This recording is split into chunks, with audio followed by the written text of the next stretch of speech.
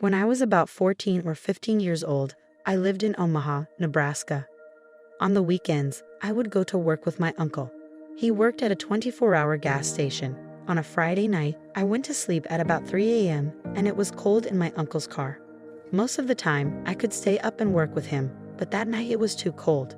He asked me if I wanted the car engine left on until I went to sleep. I told him, no, I'll be all right. After I went to sleep, he came and turned on the car, just out of thoughtfulness. The car had an exhaust leak, so when we were in it, the windows had to be halfway down. As he was starting the car, a customer pulled up. So he was interrupted and forgot to roll down the front windows of the car a little bit.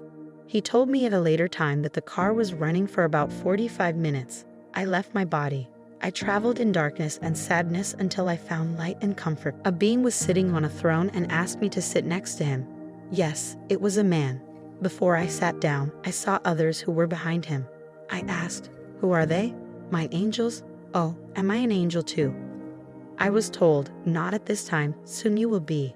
I could hear the voices saying, we'll miss you, remember you, and also wait for you.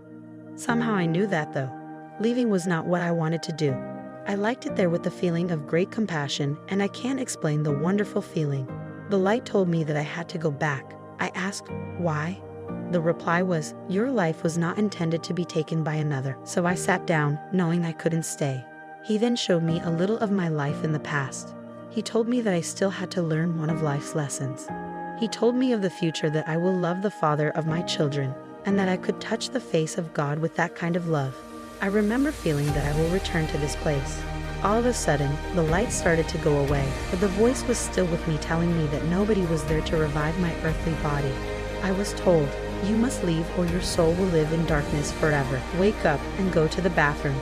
My uncle told me that when he saw me crawling out of the car in what he called a deep sleepwalk, he knew what had happened. I kept repeating, I must go to the bathroom now. I must go now. He helped me to a chair. He was saying that my body was limp as if I was dead. Then, I wet my pants because the voice had told me to go to the bathroom.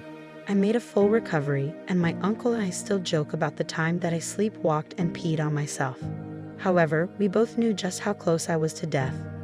As my life continues on Earth, I remember more of the experience, and it seems as if my whole life was spent there sitting by God near His throne. I hope that eventually, I will remember more.